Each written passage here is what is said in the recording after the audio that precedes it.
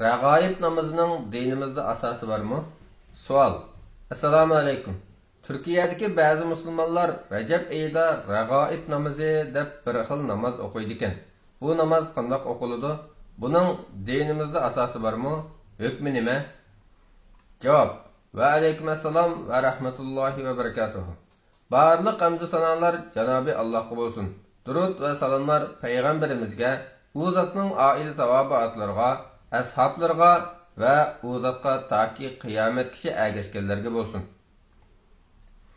Türkiyədə və köpüncə sabiq Osmanlı tuproqları bo'lmuş bəzi yurtlarda Rəcəb ayının tuncu cümə keçisi Rəğaib qandili deb atılıb, payshanba akşamı Şam namazı bilan xuftan namazı arasida Rəğaib namazı o'qish bir qadar tarqalgan bo'lib, bu kechida kishilar jamialarda to'plashib namoz o'qiydi va bu kechaga atab yozilgan Rəğaibiyyə, Mi'rajiyyə nomir ostida nat, qasida va hukmatlarni o'qiydi.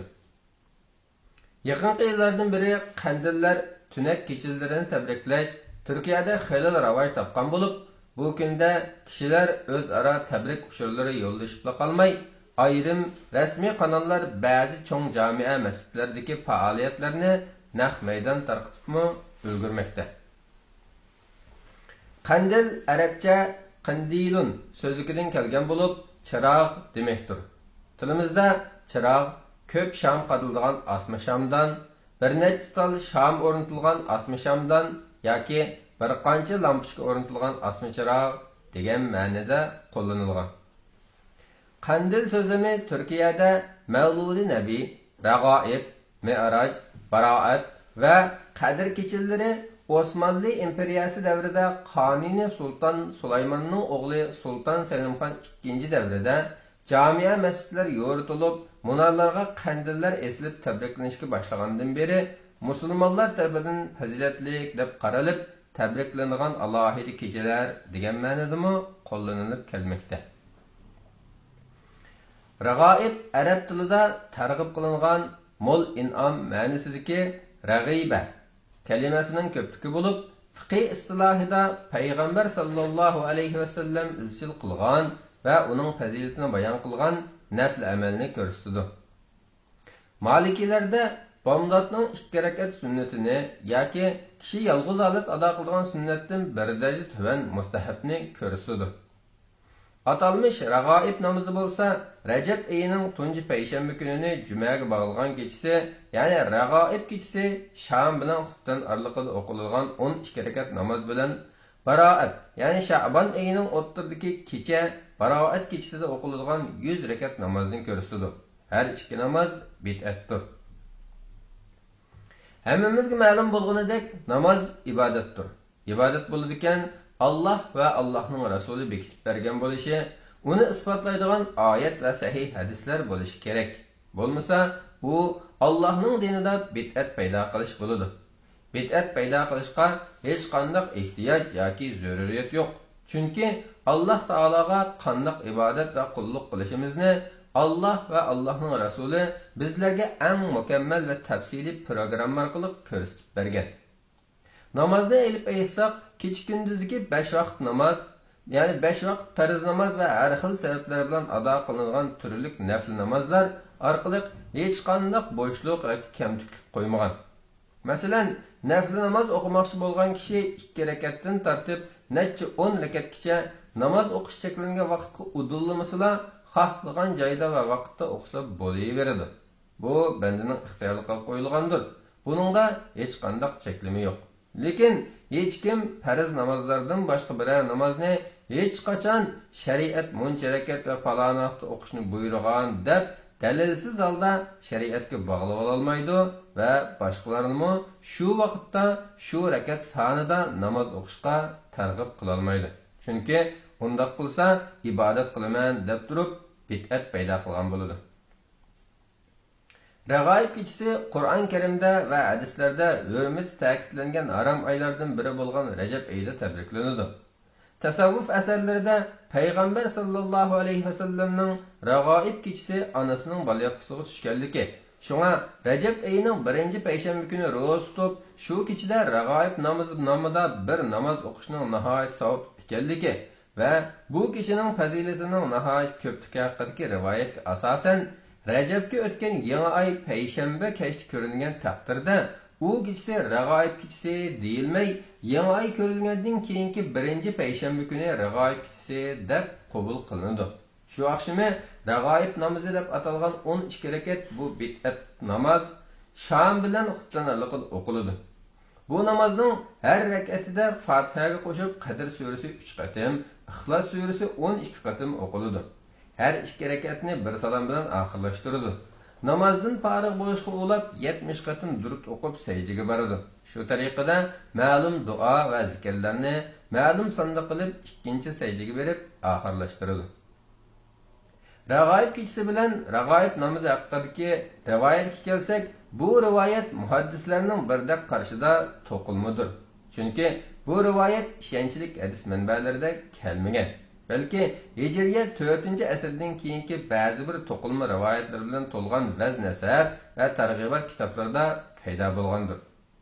Jumladan Ibnul Jawzi, Zahabi, Ibn Kasir, Hafiz Iraqi va Hafiz Ibn Hajar qatorliq muhaddislar rag'oib ro'zasi va namozga munosabatli hadisning Bahjatul Asrorning muallifi va o'z vaqtidagi Makka sopillari peshvosi Abul Hasan Ali ibn Abdullah ibn Hasan ibn Jahdam al-Hamadani al-Makki tarafidan to'qilganligini, mazkur hadisning boshqa hech qanday manbada kelmaganligini va sanadida yana boshqa ishonchsiz va notanish raviylarning borligini o'ttirg'a qo'ygan.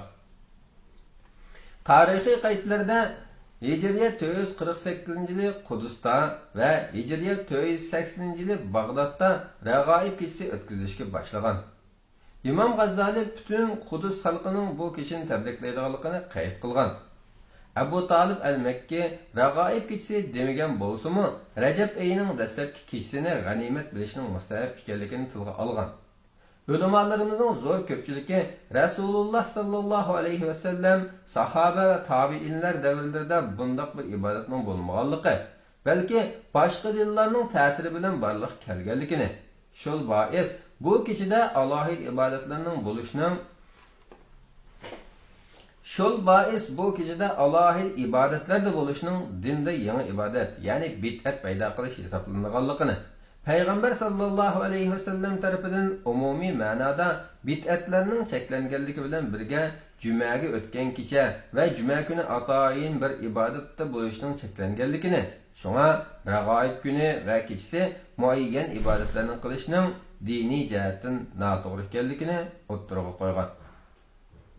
Rag'oib namozini 4 imom va boshqa buyuk mujtahidlarmi o'qib boqmagan ham o'qishni tavsiyami qilmagan.